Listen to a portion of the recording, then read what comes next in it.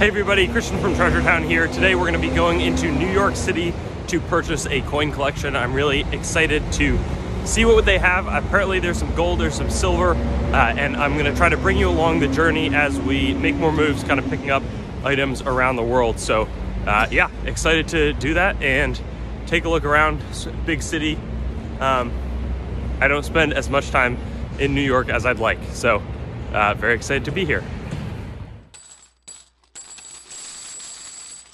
And here we've got the coins right in front of me. It was a really interesting batch of items, and we'll start with the gold coins. We've also got a bunch of silver, and I'm not gonna lie, I think that I did pretty badly on this buy based around a coin that I examined a bit more after I got back from the buy, and so this is gonna be everything. On the gold, I think one of the key takeaways here was that I was talking to one of my associates, Isaiah, after the purchase, and I paid like a percentage back of gold that was very, very close to the gold value. And with some of the run up in gold recently, most of the shops have started paying well below spot. So, you know, I traveled about 2 hours each way, spent a fair amount of time there. You know, all of that's going to factor into, you know, I try to be super honest, transparent about how I'm purchasing stuff. I feel like I probably overpaid a bit on the group on the whole, but there's going to be a clear instance where I paid way too much. This first coin is a $20 gold double eagle 1897S. There's going to be some premium, but, you know, as you can see, I believe, and there's the S mint mark, you know, very beautiful design. It's been relatively polished up. And that's not surprising. A lot of this gold comes pretty cleaned up, and you know, that's the coin in front of us. I think probably somewhere in the AU details range if it was going to get graded. Maybe, you know, they're not super strict and straight grade it or net grade it down a bit, but seems pretty cleaned up. That's the 1897. This 1904 is actually a pretty nice looking piece. You know, this design attracts a lot of marks and hits, but not tons on this item. Especially, you know, a very lustrous reverse. This reverse looks really pretty solid. I think it's more when we shift to the front of the coin. There's probably, you know, there's a lot of hits, chatter all across the cheek and throughout the coin, but a decent item as well. Next up, we've got this I thought this was a really solid coin. You know, tiny copper spot, 1925, double eagle, St. Gaudens gash across the back of this coin, and obviously the gold is going to attract hits, you know, much stronger than most other metals, but this is just a really classic design, very pretty, and not a ton wrong with this item. The next largest coin, this was where I really made an error. 1901, you can see what looks like some cleaning marks, and I'm not too worried about getting fingerprints on the coin because it's almost certainly a fake coin. The lettering is off. It's way too sharp in the In God We Trust, and the date looks really bad, especially after I talked to Isaiah. He was like, yeah, the date doesn't look too good on that. My issue was that I'll do a separate video where we show this test. I had Sigma tested all of this stuff. I actually bought a Sigma literally to go make this, and the storage cut out, but on my camera, but bought the Sigma tester for this purchase, and this thing turned up solid gold. I mean, it checked out for the 90% gold, 10% copper. So my sincere hope is that this is a mostly gold coin. I think that's what I'm kind of counting on. I thought that it looked funny, but as a first-time gold buyer in this situation, you know, first time buying retail gold, I was like, hey, you know, I tested all the pieces in front of them and figured, you know, it looks kind of cleaned, but I don't know, and the surfaces look a bit funny. But I don't think that this is a real coin. I haven't gotten it looked at other than sending some photos to Isaiah and myself. Looking at the coin, I felt like the denticles look weak. This definitely doesn't look right for what a non-clean one of these looks like. But then especially, I think like the beads look off, and then date positioning is pretty bad. So I'm going to make a full follow-up video on this coin, but I paid, you know, like a percentage back of spot, and it's looking tough when you buy from the public. You know, they weren't trying to be malicious, but I'm really disappointed with myself. This one paid solidly over spot for 1908. Believe it looks cleaned, but a 1908 quarter eagle. And, you know, my philosophy on this one is that it's going to be a little bit more of a numismatic item, and so you got to pay more for it. And so I thought that was cool. Obviously, there's a fair amount of gold risk in this buy because I don't have like immediate outlets for most of this. I think I'm going to also take my time to make some videos with them, but going to take a fair amount of gold exposure after it just kicked up to, you know, above 2,000 bucks was when I made this purchase. There's a lot of risk involved, and I think I actually did poorly. I think that it's a generally important lesson, though, across the board in terms of really knowing the Sigma machine, and I'm going to be doing a lot of research over the next few days around that. Also, the importance of, if Treasure Town wants to be a serious player in terms of buying from the public, we just need to get a lot smarter, and it starts with me. I think Isaiah knows a lot more about that stuff than I do, but we need to get a lot smarter around purchasing on the gold front. I'm more comfortable with numismatic, even though expensive numismatic stuff, you know, you see why a lot of dealers bake in a little bit more margin, but on this one, I don't think that that's even the case, because this was just, you know, when I got home, I immediately texted Isaiah. I was like, geez, this thing looks horrible. What did I just do? So again, fake gold coin. Hopefully it turns out to be, you know, struck in gold, and we can recover and maybe lose, you know, $100 on it or 150 bucks, but time will tell. Now let's go through this Morgan and Peace Dollar album. Now, in terms of the silver dollars, so I think there were 57 in total. The vast majority of these are going to be sort of AU with some PVC Peace dollars. There were also a good amount of Morgans, which are stacked towards the front of the book. But the way I paid for these was I paid spot for the silver, which again, I thought, you know, was a pretty minor amount. There were a few sort of currency, you know, like $2 silver certificates, or $2, excuse me, red seals. Here's a 52D.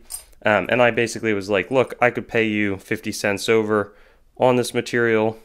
Here's a 42D. That looks like 62D Franklin. Or you could just sell this, or you could like give it to, you know, grandkids. Here's a 27 Stand Liberty quarter, Canadian, 80% in 1952. Oops, Roosevelt. And so I recommended that they just keep the items, which is what we did. But yeah, I think I paid 25% over spot, which is going to be a lot more than dealers pay on these Morgans and Peace. 1900 O, I'd looked for the O over CC, just a solid Cirque Morgan. This one is a more worn, slightly better date, but not by a whole lot. I paid like double spot for it, which I just, again, should not have done. 1901 S Morgan silver dollar. And I'll remove the rest of the items from the book. You know, here we got an 1881 Morgan. Most of these are going to be Peace. The thing is with the Peace dollars, I realized I was looking to make like on average $3 a coin, selling it to a wholesaler, and there might be a few better coins from a condition perspective that I might hang on to. 1896 O. And so I'll take them all out and show you some of those better condition items. Hopefully that's where I can make up on this buy, especially given the uncertainty around. And actually I'll show I'll have edited in by this point a Sigma examination of the previous. But here's a 1922 S. Again, I'm still kind of figuring out how I do buying from the public while being ethical. And I think that it's very ethical if I'd paid less for this group sort of before finding out that there might even be a fake coin that's worth $1,000, or that I paid $1,000 for in the mix. But here's an example, and this will be the last page that I just kind of pull out to show. You know, a little bit better of a Peace dollar, probably a little bit of PVC haze, and you know, on that one certainly some chatter. Over here, you know, not particularly better, and you can see some solid hairlines there. 1921. Here's a, that would be more in the viewed as a cull by wholesalers, so I would already not make money selling it to wholesale for that. Yeah, I could also sell some of this on Whatnot and try to get like, call it, and here's a 1879. You know, there's going to be a lot more costs in selling on Whatnot, but I'll break down the rest of this book and show you what's inside. And, you know, I may catch some flack. Like, honestly, I should have known a bit better about how to, and I can put the weight in here, about how to use this. Like, maybe the weight is super important. I want to say this is what, like 33, you know, just as a test to show. I want to say this is 33.41. Maybe I'm going to be off again. I don't think that this is a critical part of it. But let's do metal. You know, there's the weight. metal. If we're looking for 90% gold, balance going to be copper. This one, I think that it looks really quite normal, regular, you know, should be gold. If we slide it under, you know, it checks out as 90% gold, balance copper. The issue is for me when I then check this coin, which again, if you zoom in, it just looks bad, like right off the bat. It's not, you know, it doesn't even look close when I'm looking at it right here. Put it under, and it reads positive. So, you know, that's not good in my opinion. You know, it was obviously a bit disappointing. So when I realized, I thought that I'd gone wrong, because then I checked. But maybe again, this is like, you know, here is, it should read wrong, but here for 58% for 14 karat gold also reads okay. So again, I'm just a little bit suspicious in terms of, you know, what is this item? Like, obviously it's not, you know, if I tested pure gold and we try this, it's way off. So, you know, and it has the same number readings. Basically, the big lesson is, and if this saves you $1,000, $2,000, $20,000, then I'm really glad to be able to make this video. You know, that also isn't going to look good. Make sure to know, you know, to be able to use the Sigma tester really well. But let's now move on to the rest of the video. I know I'm editing this back in. And we'll go through the items. I think, again, paid reasonably solid, strong for them, given the conditions. Now that I take a closer look at them, but we've got some 1924 piece dollars, a 1923. You know, there's some flashy piece, so, you know, retail. I think retail is the way to go on a lot of this stuff. Here's the 22S coins, and, you know, they're relatively worn. And then we've got a mix on the, you know, piece side. Some have a few wipes, some are a little bit nicer, but those are all 1922 piece dollars. Fortunately, no proofs or anything crazy like that. And then in terms of the dates on the Morgans, we got a 79, we got a 81, 83, 89. I have not actually looked at the dates, I just organized them. 89 again, 96.0, that's New Orleans. 1900.0, let's check for the O over CC. I'm not seeing it. 1900, also no mint mark on that one. 1901S, that one I did see. And 21, we'll see if there's any mint marks here. There's a Denver mint mark. San Francisco mint mark. And that'll be it. So again, I think I can move on to the gold. I was able to go to a coin shop in between now and the beginning of this filming.